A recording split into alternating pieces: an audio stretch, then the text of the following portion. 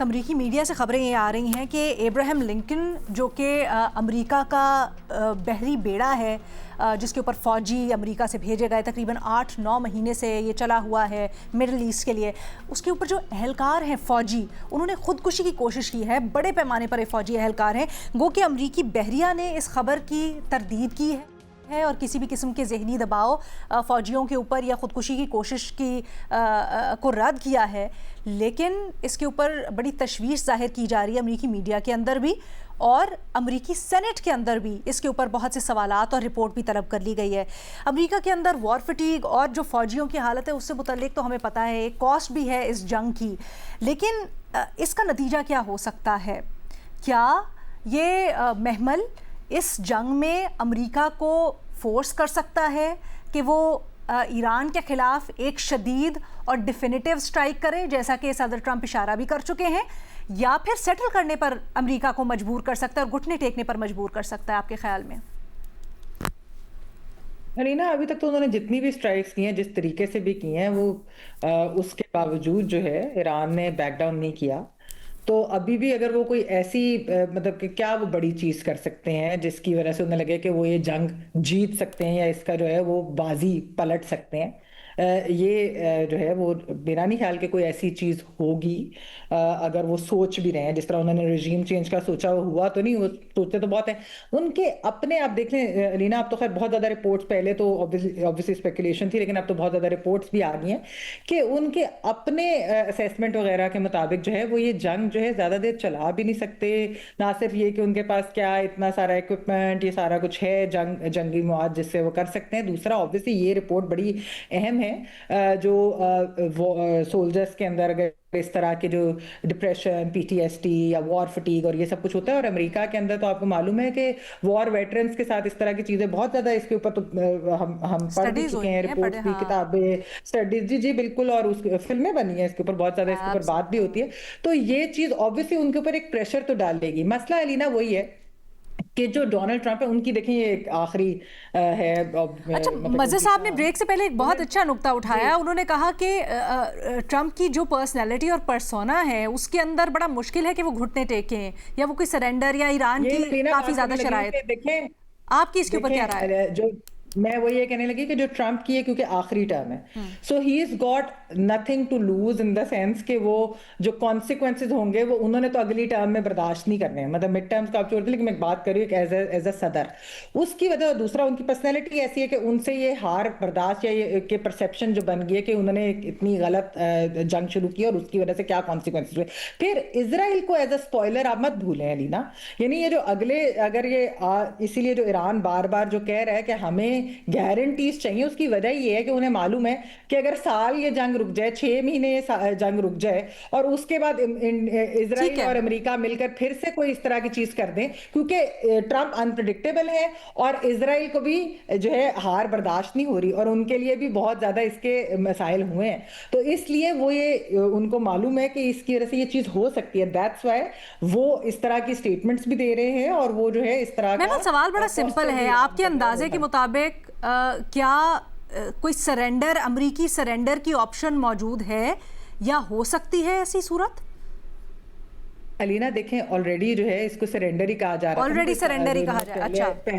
پہلے ہی جو انہوں نے ایک سیز فائر کیا تھا ٹیمپریری اور پھر اسلام آباد ایم او یو، اسی کی وجہ سے تو وہ جو کہہ لیں ان کا ایگو اور وہ جو ساری چیزیں، لیکن ایونچولی آئی ڈو تھنک کہ امریکہ کو باقی سارے ریجنل ممالک کا بھی سننا پڑے گا، یہ اتنی دیر وہ چلا۔ میں چاہوں گی میں مہر صاحب کا بھی اس کے اوپر کاؤنٹر لوں، لیکن اس سے پہلے بھٹی صاحب سے بات کرتے ہیں۔ بھٹی صاحب، آپ کی کیا رائے ہے؟ کیا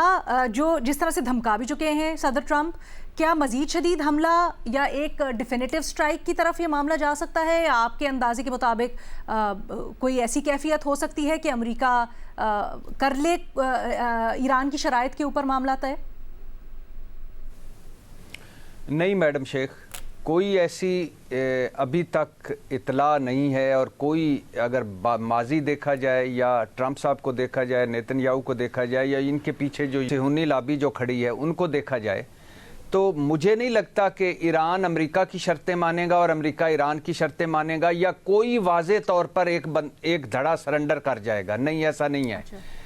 ट्रंप साहब वाकई जंग से निकलना चाहते हैं क्योंकि उनका आगे मिड टर्म इलेक्शन भी है और बहुत ज़्यादा खर्चा भी है और बहुत ज़्यादा तनकीद भी हो रही है। नेतन्याहू साहब की सियासत दाव पे लगी, वो चाहते हैं कि ये जंगें जारी रहें। उन्होंने उधर से हटाकर लेबनान का मुहाज खोल लिया था, उधर गाज़ा वाला और बाकी सारा, लेकिन अब कोई वो रास्ता नहीं मिल रहा जिसमें ट्रंप साहब को वो एक झंडे लहराते हुए वापस मुल्क में जाएं और अपनी जो ज़मीन पर पड़ी मकबूलियत है वो ऊपर उठे और कहें कि हमने तो कमाल ऑफ रैंप कह लें। और मैडम शेख आखिरी 2 जुमले कि ये ट्रंप साहब पे इसलिए भी ज्यादा तनकीद हो रही है आज कि ये अमेरिका फर्स्ट का नारा लगा कर आए थे और ये इसराइल फर्स्ट पे चले गए, और इसलिए भी तनकीद हो रही है कि ये पुरानी जंगें खत्म करने के लिए आए थे, इन्होंने नई जंगें छेड़ दी। तो अब वो कोई ऐसा मुआहदा चाहते हैं जिससे वो लगे कि वो जीत गए हैं, और ऐसा मुआहदा ईरान दे नहीं रहा। एब्सोल्युटली, इसके ऊपर तो कोई दो राय ही नहीं है। अमेरिका के किरदार के ऊपर हम कई दफा बात भी कर चुके हैं, लेकिन यहाँ पर इट्स अ क्वेश्चन ऑफ के बिखरा हुआ दुश्मन कितना खतरनाक होता है, या फिर दूसरी सूरत में वो हार मान जाता है या घुटने टेक देता है। मज़र अब्बास साहब, आपने दोनों की बात सुनी, आपका मौक़िफ़ थोड़ा मुख्तलिफ है। देखिए, इसलिए कि अमेरिका को वियतनाम का बड़ा एक्सपीरियंस है। एक्सपीरियंस इस लिहाज से कि ज़ाहिर अमेरिका ने जब वियतनाम पे अटैक किया तो उसको अंदाज़ा नहीं था कि इतनी रेजिस्टेंस मिलेगी और इतनी तवील अरसे तक रेजिस्टेंस मिलेगी कि अल्टीमेटली उसको एग्ज़िट स्ट्रेटजी बनानी पड़ी अपनी, और निकला वहाँ से। यहाँ चूँकि अभी ईरान के अंदर अमेरिका नहीं गया है, ईरान के यानी उसने अपनी ग्राउंड फोर्सेस नहीं, और ये बड़ा अच्छा हुआ, वरना तो बहुत सूरत हाल और बहुत ज़्यादा बिगड़ जाती। तो अभी क्योंकि MOU अगर साइन हुआ है, मेरा ख्याल है अमेरिका फेस सेविंग की तलाश में है और ईरान उसे फंसाए रखना चाहता है, इसलिए कि ईरान चाहता है कि एक परमानेंट सोल्यूशन निकले, ये ना हो कि अमेरिका फिर कुछ अरसे बाद या इजराइल कुछ अरसे बाद उस पर अटैक कर दे। ज़ाहिर है ईरान के अंदर ये रियलाइजेशन। बट मज़र साहब क्विकली, अभी आपने ब्रेक से पहले कहा ना कि आपको ये खदशा है कि अमेरिका शदीद हमला भी कर सकता है या शदीद कोई रद्द अमल दे सकता है, आपको उसके इम्कानात ज़्यादा लग रहे हैं, या जैसे हमारे तज्ज़ियाकार कह रहे हैं कि उनको ऐसा लगता है कि अमेरिका ऑलरेडी सरेंडर कर चुका है और किसी बड़े डिफिनेटिव हमले की गुंजाइश नहीं है, सख्त भी नहीं है? मेरा ख्याल है करेगा, हो सकता है मैं गलत हूँ, मेरा ख्याल है करेगा, क्योंकि उसे फेस सेविंग नहीं मिल रही है, उसे कोई एग्जिट स्ट्रैटेजी नहीं मिल रही। वो कम्प्लीटली अपना हुर्मुज़ से, यानी ये बहुत ट्रम्प के लिए तो बहुत डिज़ास्टर होगा कि अगर वो इस सिचुएशन से इस तरह निकल आते हैं बाहर, तो फेस सेविंग उन्हें मिल नहीं रही।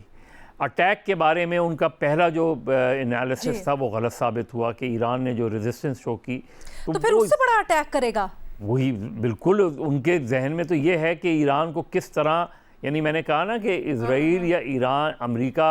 कोई भी MOU कर ले, कुछ भी करे, जहनी तौर पे वो ईरान को कबूल नहीं करने को तैयार, मौजूदा रजीम को कबूल करने को नहीं तैयार। तो वो किस एक्सट्रीम तक जा सकते हैं कह नहीं सकते, लेकिन ये कि मुझे नहीं लगता कि ऐसे ही अपनी सारी कंप्लीट विड्रॉल हो जाएगा विदाउट फेस सेविंग या ऑफ। ठीक है, हमारे तज्जियाकारों की आपने राय सुनी। अमेरिका के ऊपर क्या रद्द अमल हो, उसके ऊपर पैनल के ऊपर इख्तलाफ पाया जाता है। अक्सरियत भट्टी साहब और महमल ये समझते हैं कि अमेरिका कुछ हद तक ऑलरेडी सरेंडर कर भी चुका है और ज़्यादा बड़े हमले की सकत भी नहीं रखता।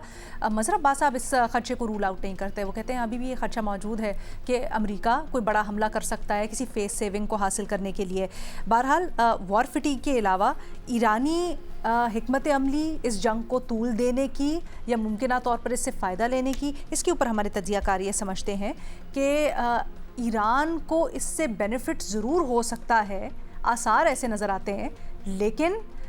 इसका जो इकोनॉमिक फॉल बैक है दुनिया के ऊपर और ख़ासकर ईरान के ऊपर, उसको देखना भी बड़ा ज़रूरी है।